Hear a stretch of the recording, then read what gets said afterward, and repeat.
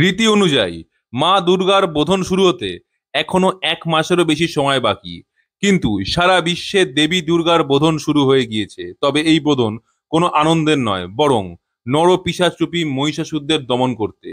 আর এই ঘটনার সূত্রপাত আমাদেরই পশ্চিমবঙ্গে খোদ শহর কলকাতাতেই 9ই আগস্ট 2024।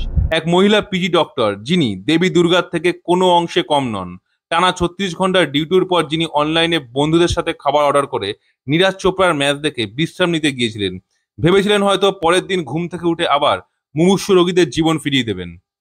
কিন্তু ঘটলো তার পুরোপুরি বিপরীত। 9ই আগস্ট 2024 কলকাতার নামি দামি গভর্নমেন্ট হসপিটাল আরজি করে সেমিনার রুমে পাওয়া গেল সেই মহিলা পিজি ডক্টরের রেপ হওয়া মৃতদেহ।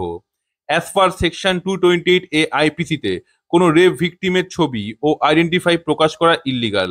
তাই আমরা এই ভিডিওতে আমাদের হারানো ডাক্তার দিদিকে তিলোত্তমা বলে সম্বোধন করব। তিলোত্তমার মৃত্যুর পর তার ধর্ষক সঞ্জয় রয় ধরা পড়েন, যিনিও কলকাতা পুলিশের সিভিক ভলেন্টিয়ার। তার মানে কলকাতা পুলিশ অতি তৎপরতায় তিলোত্তমার খুনিকে ধরে ফেলে। কলকাতাবাসী হয়ে কলকাতা পুলিশের এই ভূমিকায় সবার খুশি হওয়া উচিত, কিন্তু বাস্তবে যা সম্পূর্ণ এক সাজানো ঘটনা। আর এইখানেই প্রশ্ন ওঠে বর্তমান কলকাতার রুলিং পার্টি ও কলকাতার পুলিশ মন্ত্রীর ভূমিকায়। তিলোত্তমার যে পোস্টমর্টেম রিপোর্ট বাইরে আসে তা ছিল কিছুটা এরকম: bleeding from both eyes, bleeding from the mouth, bleeding from the vagina, deep wound in vagina due to perverted sexuality, genital torture, nose and mouth clamped, head smashed on wall or floor to prevent her from screaming, throat strangled to suffocate, thyroid cartilage broken due to strangulation, injury on the lips, scratches on the face, injuries on the left leg, injury on the neck. এই postmortem report দেখে class 10-এর বাচ্চাও বুঝে যাবে এই কাজ কেবলমাত্র একজনের কাজ নয়। কলকাতা পুলিশের রিপোর্ট অনুযায়ী অ্যাকিউজড সঞ্জয় রায় ভোর 4টে নাগাদ সেমিনার রুমে ঢোকেন, তিলোত্তমার সাথে সেক্সুয়াল অ্যাসল্ট করেন, যার কারণে তিলোত্তমার ভোর 3টে থেকে 5টার মধ্যে মৃত্যু ঘটে। ঘটনাটি যেখানে ঘটে সেখানে কোনো সিসিটিভি ছিল না। ঘটনাস্থলে এক ব্লুটুথ হেডফোন পাওয়া যায়, যা সঞ্জয় রায়ের ফোনের সাথে পেয়ার হয়ে যায়, যা দেখে কলকাতা পুলিশ অ্যারেস্ট করে এই সঞ্জয় রায়কে। তবে কলকাতা পুলিশের কর্মরত কে এই সঞ্জয় রয়? সঞ্জয় রয়, যিনি বিধাননগর 4th ব্যাটালিয়নে থাকতেন, যার নামে থানায় একাধিক পুলিশ কমপ্লেন রয়েছে, যেমন extortion, intimidation, threats against women, assaulting his own pregnant wife, molested a female doctor.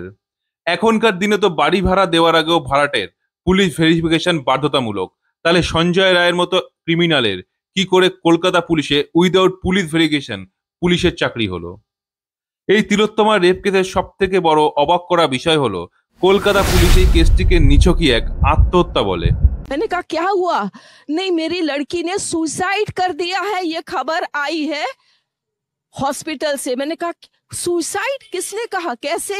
बोले नहीं, उन्होंने कहा कि ये सुसाइड हुआ। এরপরেও তিলোত্তমার ফ্যামিলিকে হ্যারাস করা হয়, 3 ঘন্টা ওয়েট করায় কলকাতা পুলিশ। তার বাড়ির লোক যখন তার মেয়ের মৃতদেহের ফটো মিডিয়াতে দেখায় তখন তাদের বক্তব্য শুনুন।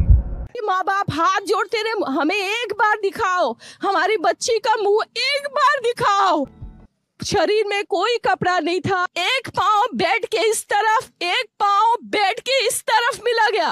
जब तक पेल्विक गर्ल नहीं टूटता है, इस तरह 2 पाँव को नहीं चीरा जा सकता है। আর এই সব ঘটনার পর আরজি করের প্রিন্সিপাল নির্লজ্জ সন্দীপ ঘোষ বলেন, রাতের বেলায় তিলোত্তমা সেমিনার হলে কি করছিল? Shame on you principal. আপনারা কি জানেন তিলোত্তমার ভ্যাজিনা থেকে 150 গ্রাম স্পাম পাওয়া গেছে, যার পরিষ্কার ইঙ্গিত দেয় তিলোত্তমাকে গ্যাং রেপ করা হয়েছে। আর এই কেসের জটিলতা বাড়ায় আরজি করের প্রিন্সিপাল সন্দীপ ঘোষ যখন ডক্টরস রুমের পাশে বাথরুম ভেঙে ফেলা তিনি পারমিশন দেন। যেখানে গভর্নমেন্ট টেন্ডার পাস হতে বছরের পর বছর সময় লাগে, সেখানে একদিনের মধ্যে টেন্ডার পাস করে ডক্টরস রুমের পাশের বাথরুম সংস্কার করার প্রয়োজন কেন পড়লো? আপনাদের সামনে এক অডিও কল তুলে ধরলাম।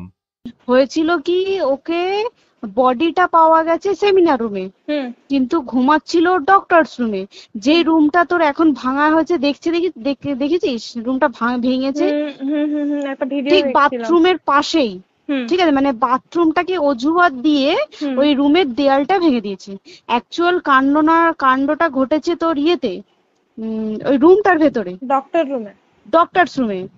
মানে ডক্টরস রুম থেকে বের করে তিলোত্তমাকে বাথরুমে নিয়ে যাওয়া হয়, যেখানে 3 থেকে 4 জন কমপক্ষে তার সাথে ধর্ষণ করে। সেখানেই তার মৃত্যু হয়। তারপর তাকে সেমিনার হলের ভেতরে ফেলে আসা হয়। এই জন্যই বাথরুম ভাঙাটা খুব জরুরি ছিল প্রফেসর সন্দীপ ঘোষের। এইটা সেই মুহূর্তের ভিডিও যেখানে প্রথমবার তিলোত্তমার নিথর দেহ উদ্ধার হয়, যেখানে এক মহিলা আশেপাশে রাখা বেড ছেড়ে অত দূরে কেন শুতে যাবেন, আর তাকে জোর করে এমন এক জায়গায় নিয়ে যাওয়া হয়েছে যেখানে হাজার চিৎকার করলেও তার আর্তনাদ যেন বাইরে না যায়। আরজি করের ঘটনা সকলের সামনে হয়েছে। আরজি করের মতো জায়গা যেখানে সকাল 10টা বা ভোর 4টে একই, সবসময় হাউস স্টাফ, নার্স বা পেশেন্ট পার্টি থাকে, আর সিসিটিভি না থাকলেও এই ঘটনাটা কেউ দেখেনি এটা বিশ্বাস করা এক কথায় অসম্ভব। তিলোত্তমার এই প্রতিবাদে শুধু ডাক্তাররা নয়, সারা ভারত এক হয়েছে।